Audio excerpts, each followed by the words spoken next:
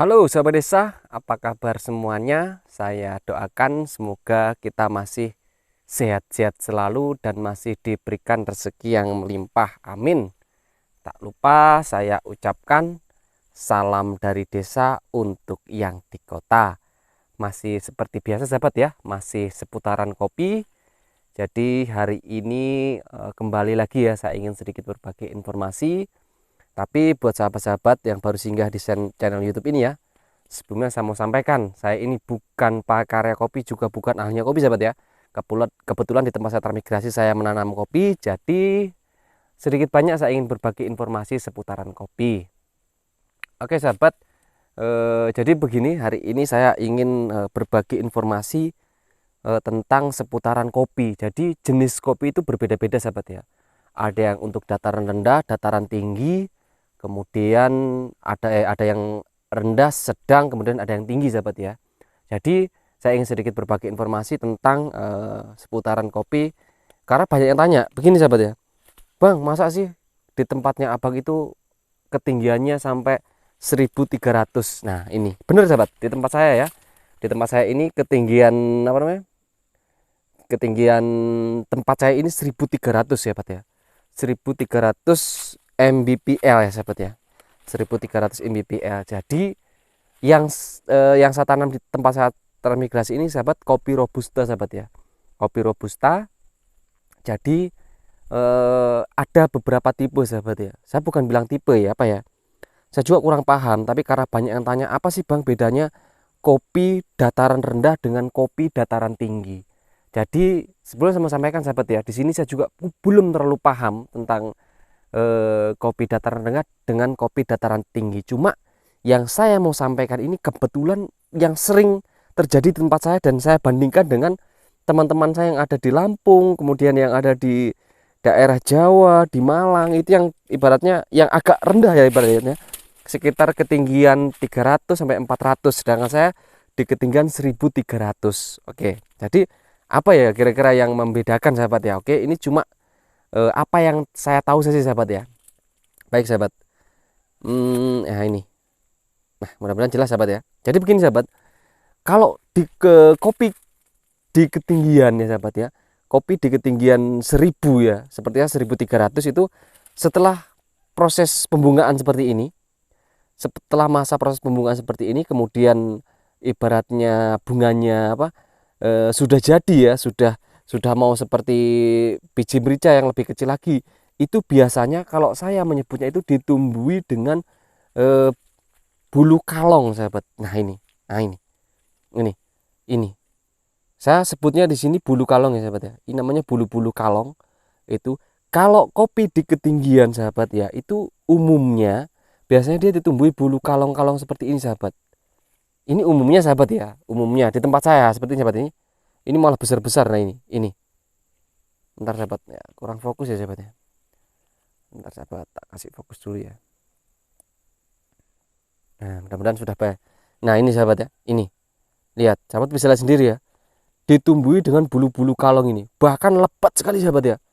Saya nggak tahu ya, mungkin karena kedinginan mungkin karena dingin, jadi ditumbuhi dengan bulu-bulu kalong begini yang sering saya sebut ya. Nah ini sahabat bisa lihat sendiri. Nah kalau pada saat proses pembungaan ya sahabat ya, nah proses pembungaan mana ya yang jelas ya, ini kalau pada saat proses pembungaan ini belum sahabat, belum ditumbuhi dengan eh, bulu-bulu kalong itu sahabat ya, belum. Tapi setelah dia sudah kecil, sudah mulai biji merica, adiknya biji merica itu, nah dia sudah mulai ditumbuhi bulu-bulu kalong begitu sahabat. Nah ini itulah yang apa namanya, yang paling mencolok kalau kopi di dataran tinggi dengan kopi di dataran rendah. Karena saya sempat tanya di teman-teman saya yang di bagian Lampung sana ya, karena saya juga ada sahabat saya di sana, saya chat, kalau kopi di dataran sana kira-kira anu apa namanya, sebelumnya teman saya di Lampung ini dataran rendah sahabat ya, kurang lebih kalau tidak salah dia cerita itu 300 sampai 400 sahabat.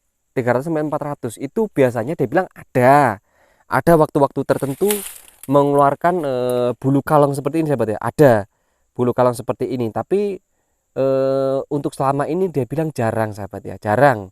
Tapi ada, memang ada waktu-waktu tertentu itu ada mengeluarkan bulu kalong. Tapi kalau di tempat saya transmigrasi ini sahabat ya, dia hampir umum loh sahabat. Dia mengeluarkan bulu-bulu kalong seperti ini untuk di ketinggian 1300.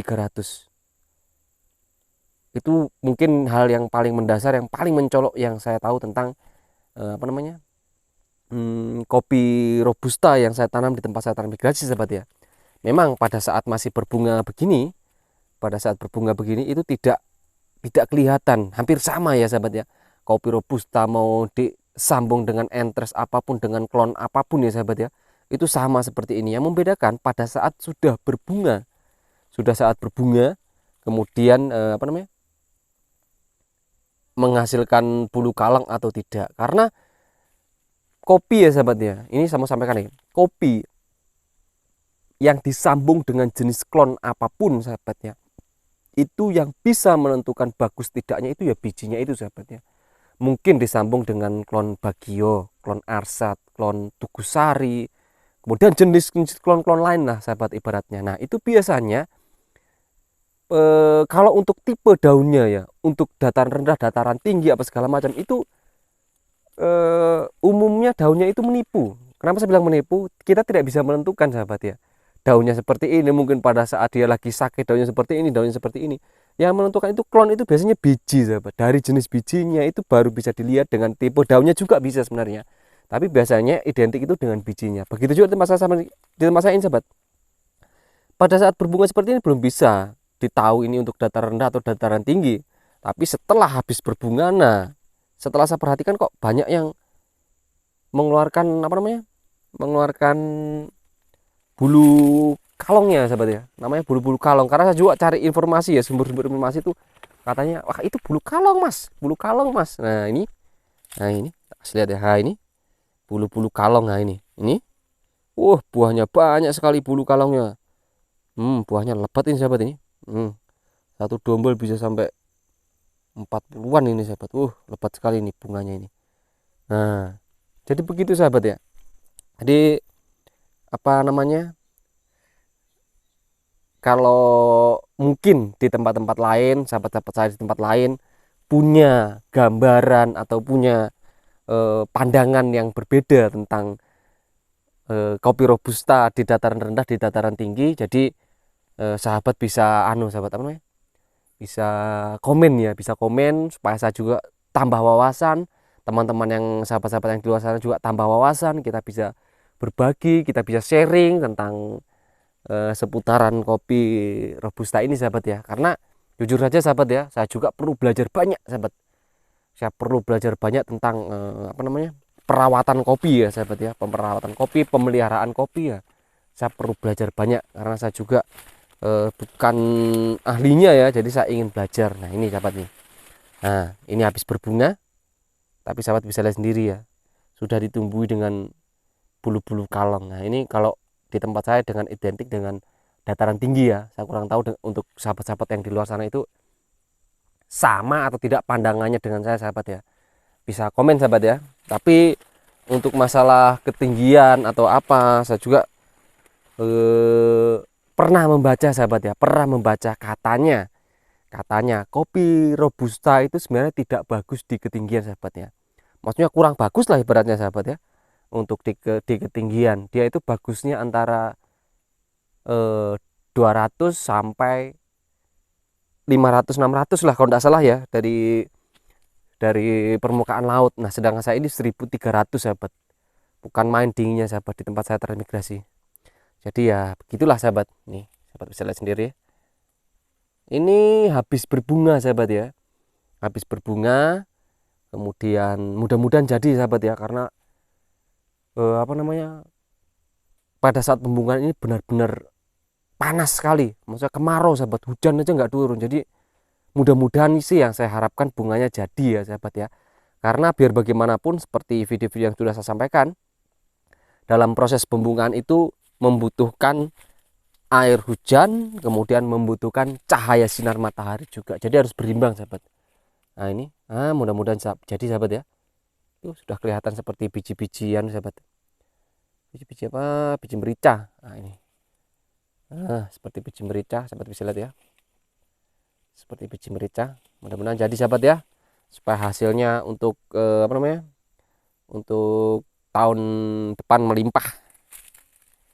Oke sahabat desa, terima kasih banyak sudah singgah di channel YouTube ini. Mohon maaf apabila informasi yang saya sampaikan kurang bermanfaat ya. Oke sahabat, salam anak transmigrasi.